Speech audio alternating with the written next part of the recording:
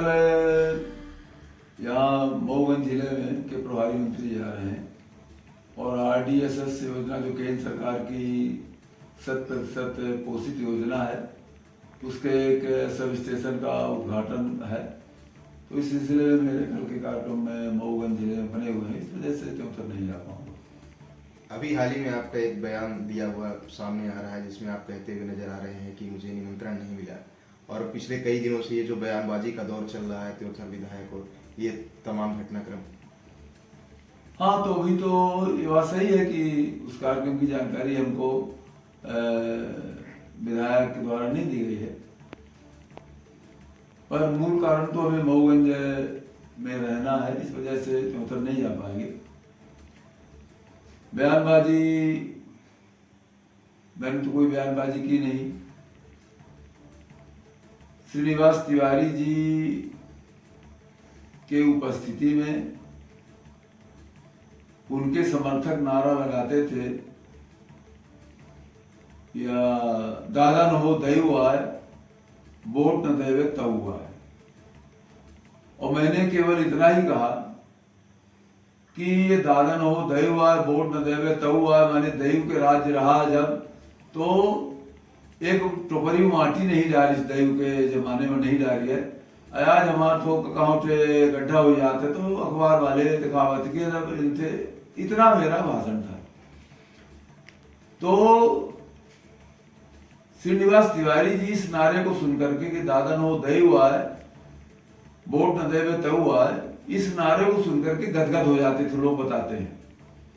तो मेरे भाषण से तो श्रीनिवास तिवारी जी की आत्मा प्रसन्न हुई होगी, वाह, इतने वर्षों बाद फिर से मधुर नारा सुनने को मिला।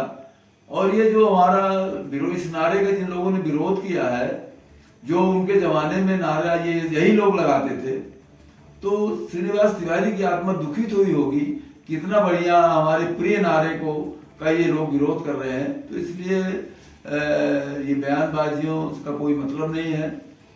मैंने जब जब और कांग्रेस की और भारतीय जनता पार्टी के कामों का तुलनात्मक अध्ययन किया जाएगा, विवरण दिया जाएगा, तब तक रीवा में कांग्रेस के शासनकाल में श्रीनिवास तिवारी के कार्यकाल का उल्लेख होगा।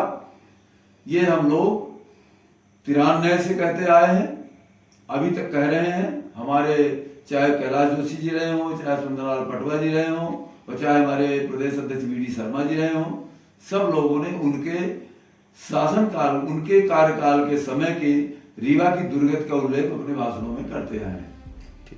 मैंने भी वही किया है।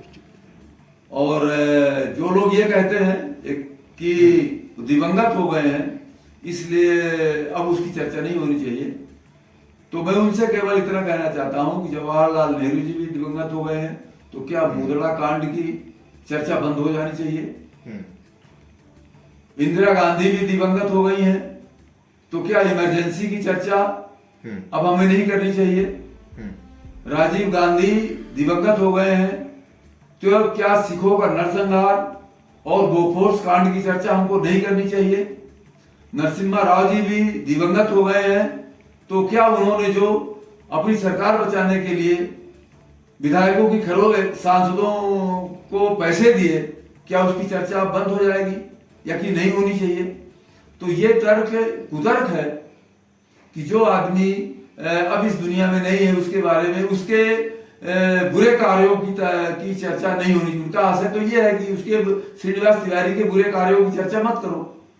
लेकिन श्रीनिवास तिवारी एक व्यक्ति नहीं थे, वो कांग्रेस पार्टी के रीवा जिले के प्रतिनिधि थे, और मुख्यमंत्री दिग्विजय सिंह कहते थे कि पूरे जिले के, पूरे प्रदेश का मुख्यमंत्री मैं हूं, लेकिन रीवा जिले के मुख्यमंत्री श्रीनिवास तिवारी।